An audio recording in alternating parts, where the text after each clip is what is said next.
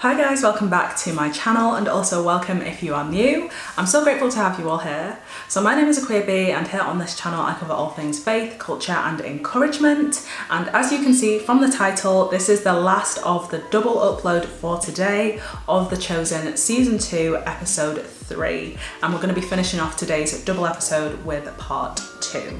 But before I get straight into that, I just want to quickly encourage you to leave a like down below on today's video and also comment something that you're enjoying from today's reaction or just your thoughts on this part of the episode in general. And if you haven't already, then please make sure that you are subscribed to this channel before we head into the reaction or before you leave this video. And if you haven't already and you've done all of those steps, thank you so much for the support, then please make sure that you have turned on the notification bell so you never miss another upload. Also, make sure to follow me over on my Instagram at AkuaB. That is just an extension of this page and what I do here, with so much more daily and consistent faith, culture and encouragement. So with all that said and done, let's get straight into it.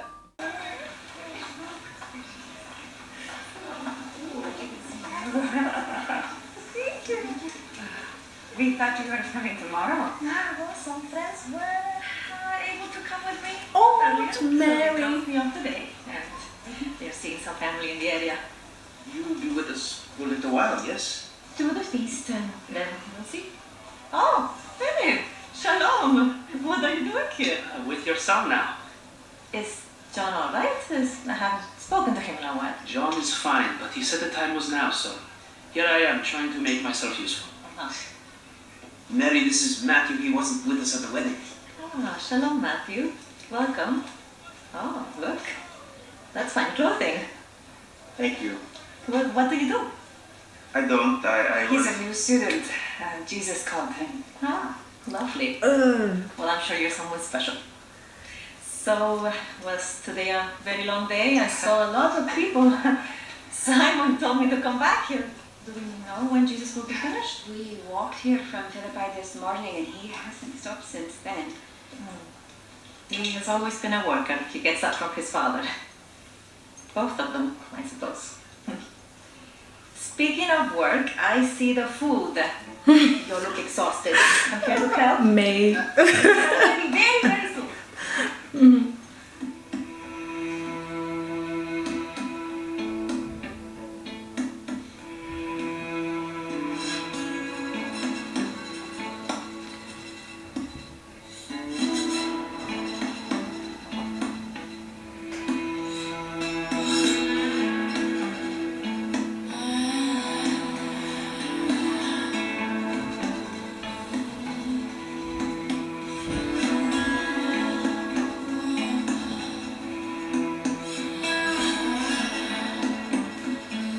I love the community sense that you get from watching The Chosen. Like, the disciples were together like all day, every day. They didn't just like come together for the miracles and the spectacles of the Bible. And then like departed and went back to their normal lives. Like, they spent all of their time together. So just to see all of these like in between segments and like little montages, it's just nice to see the way that they're bonding and the way that they went about mundane things day to day.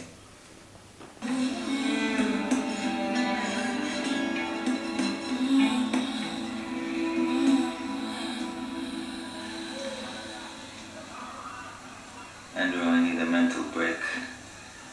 Do one of your meaningless question games. Not meaningless. They're interesting.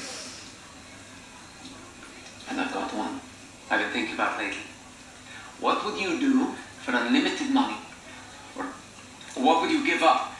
Have all the money you could ever want for the rest of your life. Meaning, would I do something painful? Yes. Crazy? Would you run through the marketplace with no clothes on, screaming? Of course not. Be killed by a soldier. Classic. Be immodest. Be a sin. Fine. Something that wasn't a sin. Would you give up your left hand if you would be rich the rest of your life? No, I'm so sorry. Whenever I get those type of questions, I'm just like, no, I'm not going blind for a billion pounds. I'm not cutting off my foot for a mansion. I'm not doing any of that crazy stuff. I'd rather have my full body and functioning and peace of mind and peace with God rather than be rich or have some kind of worldly treasure. As it says in the Bible, do not store up your riches on this earth because, you know, the moth and the dust will corrupt it. Rather, store up your riches in heaven. A couple of fingers, sure. What about love? Would you give up after getting married? I don't know. Simon, is it worth it? Absolutely, but He's got a I'll lot. never be so lucky to find someone like Eden, so take the money. I've never had much money my whole life, and I've been happy. You don't expect to have much money for as long as we're following him. But you have had some money before, yes? Are you happier now or then? Ask Matthew. Oh, John. What? That was a bad question? You brought up money. Matthew's had it, we have not. I feel better now. I don't know if that means happy. It's not polite to talk about personal money. Just a question. I think about it sometimes. And I feel guilty For what? for thinking about things I shouldn't. For wanting things I shouldn't care so much about. we can all relate to that. Sometimes I feel like I'm living someone else's life. Like, when I look at myself from the outside, it doesn't always feel like me.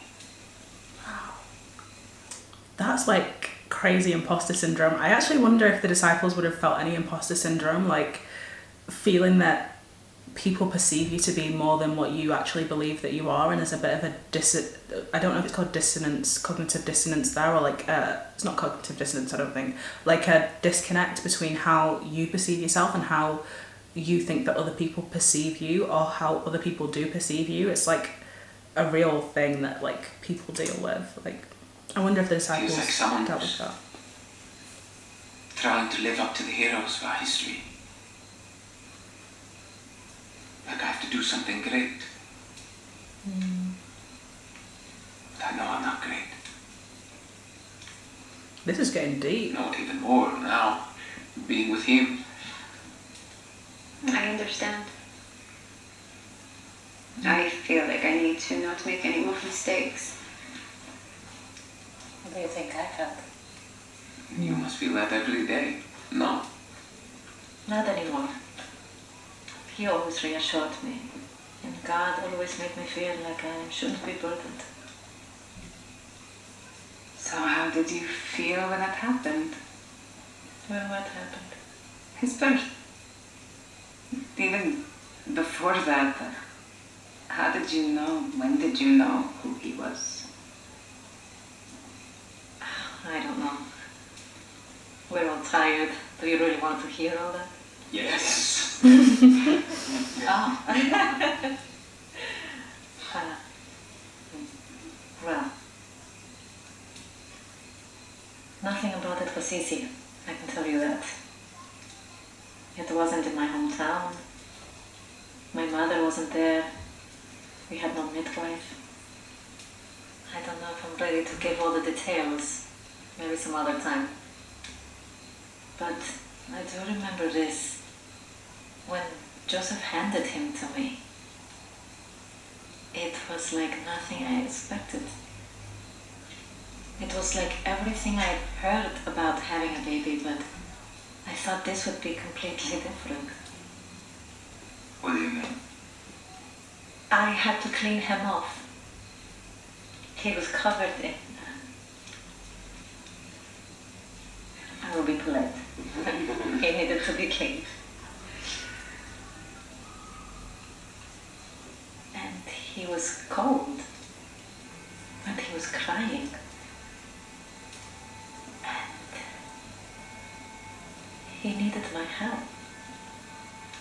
My help. A teenager from Nazareth. It actually actually made me think for just one moment, is this really the Son of God? And Joseph later told me he briefly thought the same thing. But we knew he was. I don't know what I expected. But he was crying and he needed me. And I wondered how long that would last. Why is this emotional? He doesn't need me anymore. Not since we taught him how to walk and eat. He hasn't needed me for a long time, I suppose. And after Joseph passed, may he rest in peace, he grew up even quicker. And I wish I could say that made me happy. Of course, as a Jew, I'm excited to see everything he does for our people, and I'm proud of him. But as a mom, it makes me a little sad sometimes.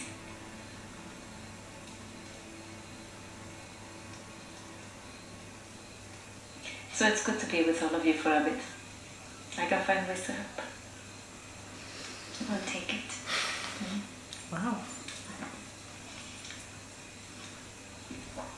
Simon, when you were just with him, did it seem it would go for very long?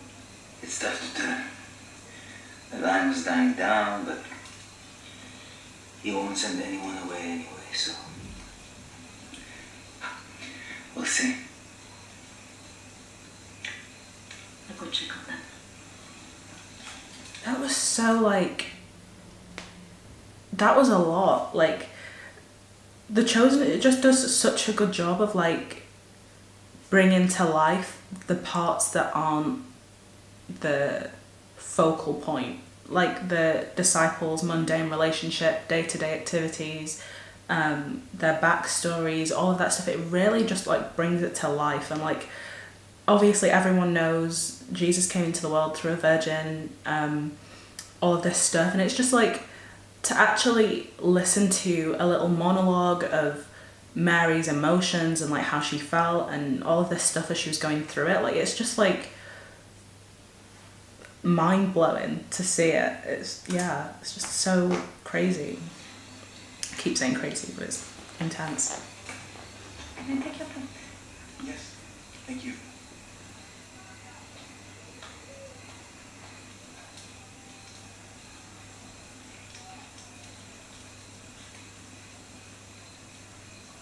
I didn't know he lost his father.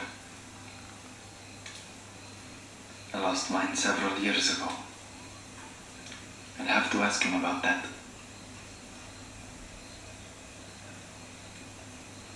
Has anyone else lost a parent? Mm-hmm. I'm sorry. Was it recent? No. It was when I was a little girl. It's painful.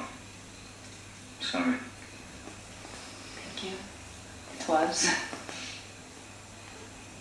I didn't fully understand it right away, but eventually it made me really angry.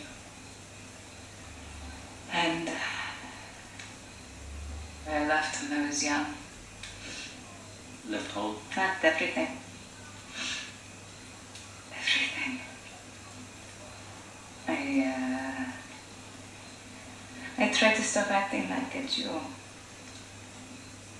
I tried to stop being myself.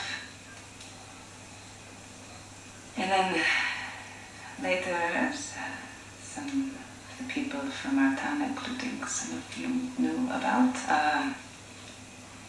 worse things happened. Most of it is a blur. But I forgot so much of everything I learned as a little girl. But now you can catch up. Yes.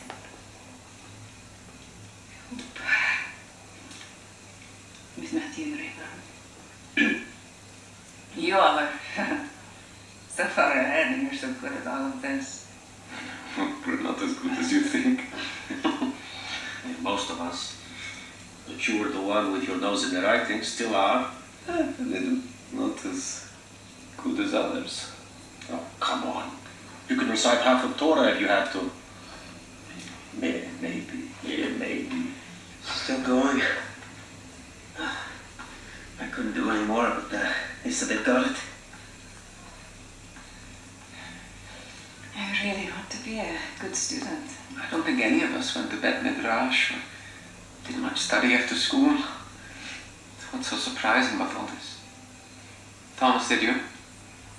No, I was in the family business the day after I graduated.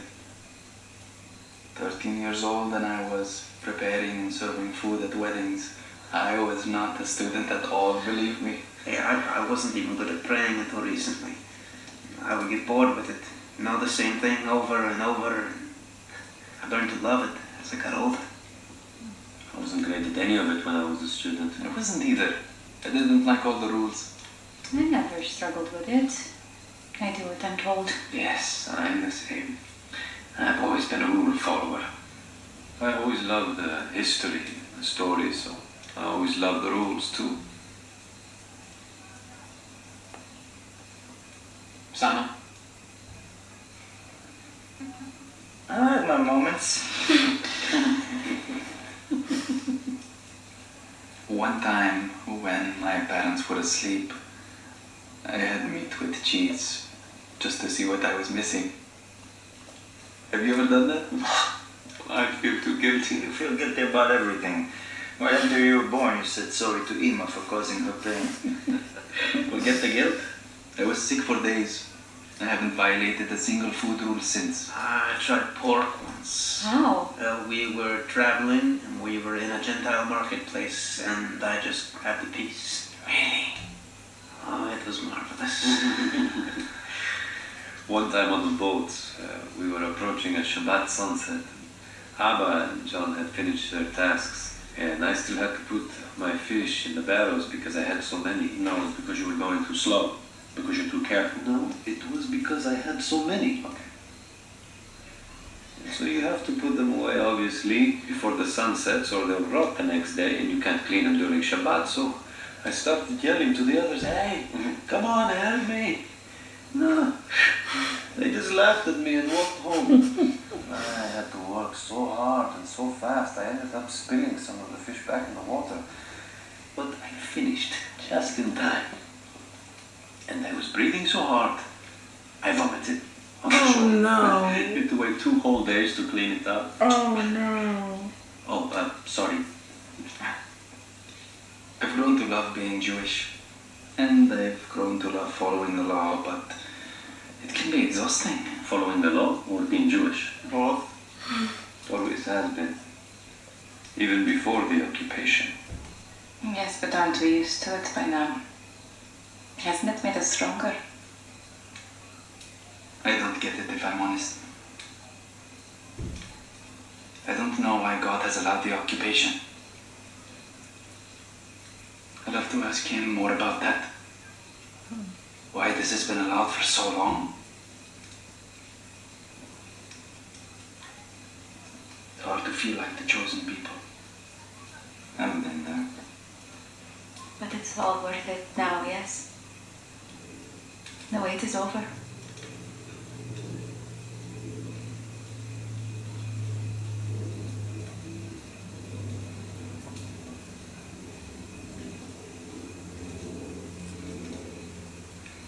What about you?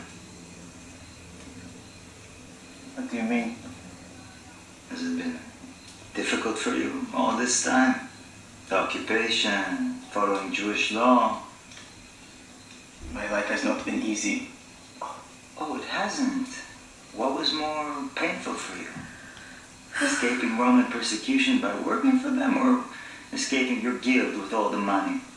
And now you're catching up on Torah and wanting to follow the law. Why now all of a sudden? Why not all the other times you had the chance? Simon? No, John, I want to know.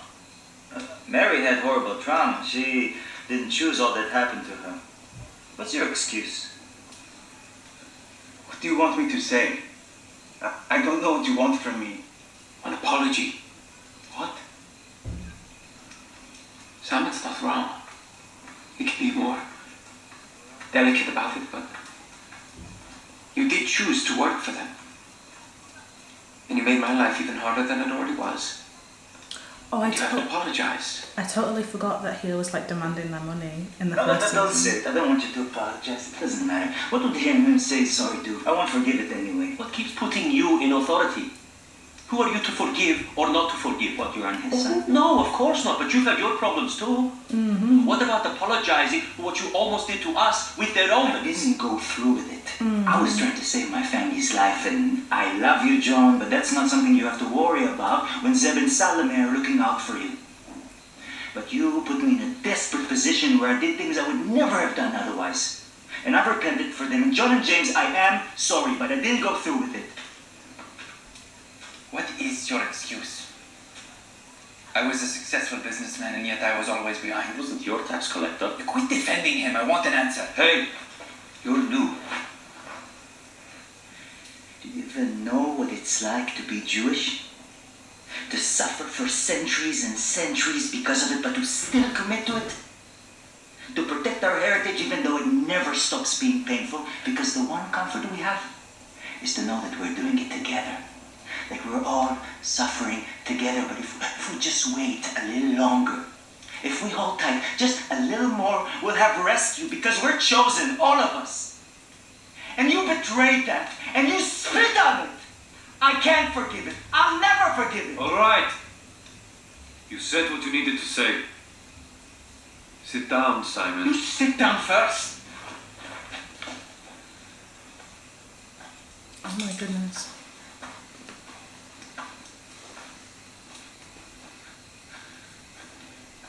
Oh, we've legit not seen Jesus through this whole episode. We've only just realised.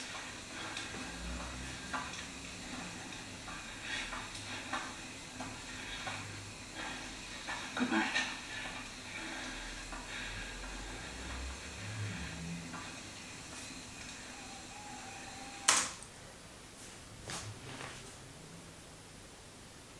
We just need a second of silence. I'm actually like, oh my goodness. Wow. I don't know who is behind this show. I don't know who was behind this episode, who was behind that scene just then. Wow. I need to just compose myself for a second. Oh my goodness. Like, ugh, I hate crying. But the way that they're just like bickering and talking each other down and all of that stuff. And then Jesus, he's been there out there for however long, healing people that even, I can't remember which disciple said, they're only coming to you for the healings. Like, these Samaritans wouldn't be here otherwise. That's why they're coming to you. Like, this is the only reason. He's been out there, knowing their hearts, knowing their intentions, but still knowing that it's worth it to do this. All that time, without break, the line just keeps getting longer. And they have this commotion, this bickering amongst themselves about their past. And then Jesus just walks by them, looking knackered. Just going to bed. He's just going to bed. But that simple act silences them all and puts things into perspective.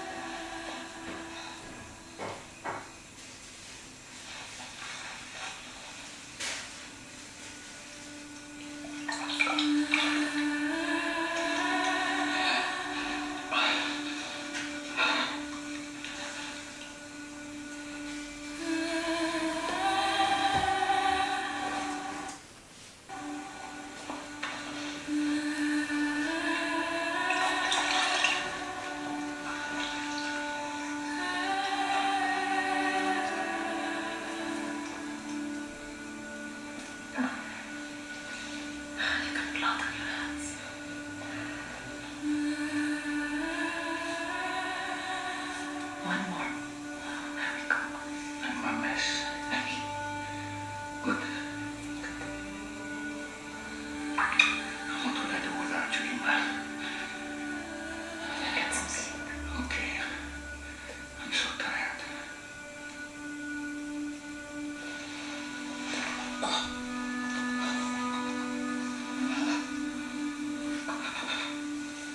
Blessed are you, Lord our God, King of the universe, who brings sleep to my eyes and slumber to my eyelids.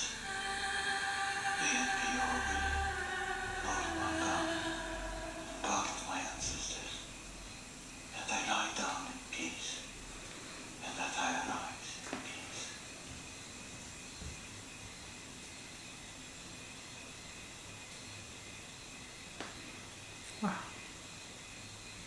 Okay, so that is the end of today's like reactions. I really hope that you enjoyed it.